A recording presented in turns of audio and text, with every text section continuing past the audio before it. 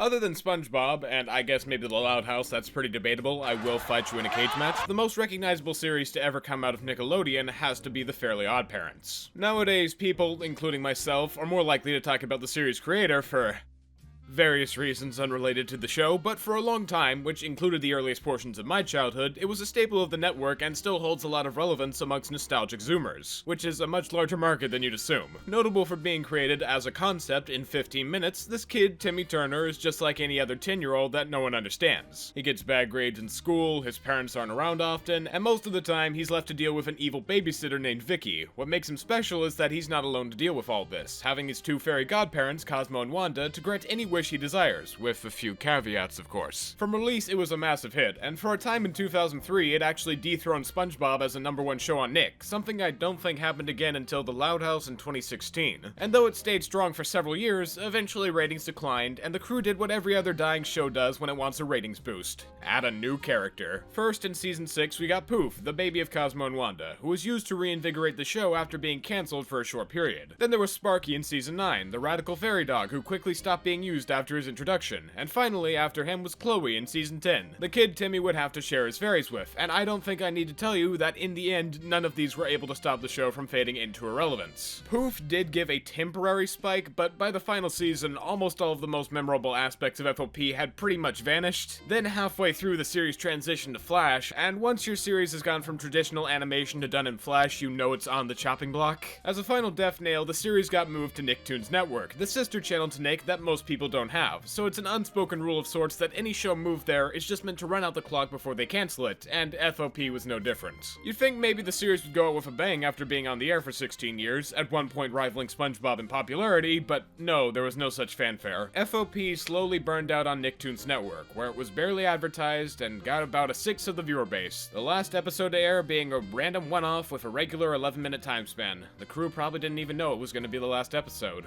Just like that, FOP was gone, and with how long it had been burning out, I don't think many people even noticed. That's not the ending of Fairly OddParents to me, though. No, all the way back in 2004, we got something perfect to end the franchise on a high note, and I still consider it to be the definitive conclusion. Though they became less frequent as the series progressed, earlier on, FOP had several TV specials, including School's Out the Musical, the Jimmy Timmy Power Hours, Abracatastrophe, and the subject of this video, Channel Chasers. Basically, it was a full-on TV movie, and not like that 45-minute shit they'll say is a movie when it barely qualifies, an actual movie-length film about Timmy getting fed up with his parents and deciding he wants to live in his TV instead, only to find Vicky going in after him, as well as a masked figure from the future. It was also created in a 4:3 aspect ratio and never updated, so unfortunately I'm gonna have to spend the whole video cropping out those stupid black bars. From the first time that I got to see it, I loved Channel Chasers and placed it at the top of my list of Nick specials, always tuning in whenever it was on. Even as a child with terrible taste who liked Alvin and the Chipmunks, I knew how great this special was, since it really does encapsulate all that was great about Fairly OddParents while giving a continuation of its past themes that feels fitting and relevant for a final storyline. Really, all you need to look at is the basic premise to understand how well it fits with the rest of the series. A major component of FOP as a whole is its ability to recreate childlike innocence and imagination. So many episodes of the show have to do with things every kid would wish for if they could. Christmas every day, having your imaginary friend be real, bringing your pet back to life, and through those episodes there's usually a message about how terrible that would be and why it's not a good idea. Channel Chasers takes that kind of concept to the next level, however, by acting more as a cacophony of wishes and ideas all rolled into one, since there are near infinite options for different TV shows to land in, and the addition of other people only makes it more exciting. The special really takes advantage of the fact that it has a higher budget than a regular episode of the show, doing what I love when characters go into different universes by switching up the art style, or in some cases using a completely separate form of animation entirely. You really feel like the characters actually go into another show when they do it, which is exactly what a kid would expect when hopping from channel to channel. And there's a shit ton of effort that goes in when doing that, so I really gotta applaud the animators and staff. Personally, the puppet section has to be my favorite for how short but hilarious it is. Going into different shows all the time also means different abilities, settings, and feels for the characters, which in some cases could be a problem, but with the FOP cast, they all fit right in and make for an entertaining experience. I can't really say that the show is funny all the time, but there's a lot of charm. You want to watch these characters and see them interact because they're fun and imaginative, and you can see yourself in Timmy if you've ever been someone his age. Having a remote to not only enter but change aspects of TV TV is also an awesome idea, and you can see how the options that come with it are utilized creatively not only through the lens of Timmy, but also his evil babysitter Vicky, who uses it for personal gain and achievement, mirroring the viewpoint of a cynical teenager that wants everything for themselves. Her outright evil nature is also just plain fun to watch. She makes the movie with her interactions between Timmy and the fairies, wanting to become an evil dictator and take over the world because, well, she can.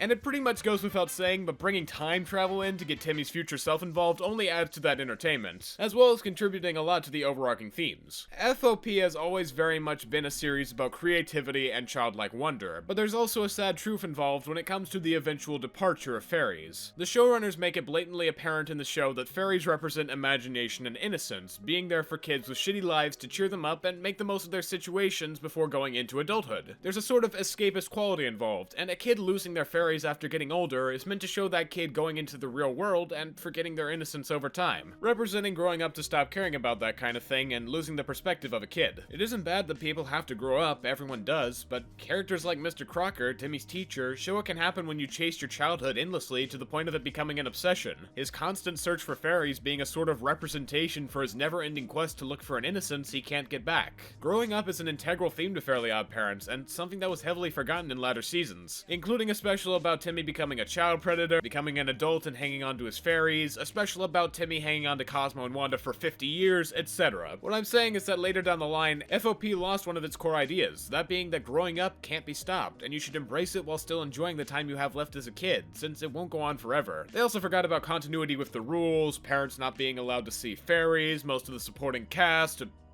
But back to what I was saying about accepting growing up, that's the main idea of Channel Chasers when the plot is stripped away. Timmy doesn't want to grow up. He dislikes his parents, who don't and have never believed him about Vicky being a horrible babysitter. He thinks they're moronic and cruel for acting the way they do to him, and upon hearing he might lose Cosmo and Wanda at some point, the anxiety really takes over his rational thoughts. That's why he ultimately tries to stay in TV land. People never age on TV, so why should he? Timmy should be able to just kick up a seat and enjoy himself in a place where the grown-ups can't boss him around or maybe don't even exist. It sounds like a kid's paradise. But in the end, through going across so many channels and meeting his future self, Timmy understands that's not only unrealistic, but unfair. His parents might be idiots who are so gullible they can't see Vicky as a literal hellspawn, but they do care for him unlike anyone else. Other than Vicky's antics, the main reason they were mad at Timmy in the first place was because he disobeyed them and ruined their days, something he doesn't even take into account when wondering how they could act so badly to him. And yet, when he does decide to leave with nothing but a note to say he's run away, his parents' immediate reaction is to go out looking for him and trying to discover if what he said about Vicky was true. They might be kind of slow-witted at times, but there's no malice behind it. When you're a kid, all grown-ups kind of seem like they're unfair and don't care about you, but it's actually the opposite. Parents, way more often than not, want what's best for you as their kid, and while they might mess up, when they realize that's the case, their base instinct is to try and correct it. Timmy learns about how important his parents are to him by going around and finding shows where they either aren't prominent or are completely unhelpful, coming to understand just how much they shaped him to be the person he is now. Timmy's future self also shows him all that he'll be able to become by growing up, something that'll never be staying a kid forever, which culminates in Timmy intentionally aging himself up to try stopping Vicky, knowing he'll lose Cosmo and Wanda. And when it doesn't pan out that way, he gets a whole new appreciation for not only his parents, but his fairies while he still has them. Channel Chasers teaches kids that it's alright to move on, and though you can't hold on to what made your childhood so special for your entire life, that limited nature of it only makes the time you do have left all the more important. Seeing a grown-up version of Timmy at the end of the whole thing really solidifies this as the definitive ending of the series for me. It's just so perfect. Timmy chose to agree with growing up, and while now, to his kids, he might seem like the same gullible adult Timmy's parents were to him, we, as the audience, know he's grown as a person with this kind of conclusion, and that could really be no better a fate for him. That's also why I disregard all the other specials where he refuses to grow up and makes Channel Chasers feel like it's almost non-canon. Fuck them. Like, really, with how Fairly OddParents continue to go on, it felt like we went into the worst version of Channel Chasers where Timmy decided to stay a kid forever and never left the TV, just continually becoming more jaded to the fact that he stayed a kid so long and no longer likes being it. Then it all just fizzles out and he never gets to feel true happiness as a grown-up because he didn't grow up at all or change. Like,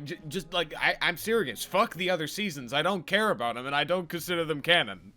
This was a really short video, probably shorter than I've made in a long time, but there's a big project coming up and I wanted to give you guys a little something while waiting, so I hope you enjoyed it. I've been Just Stop, and I'll see you all in the next one.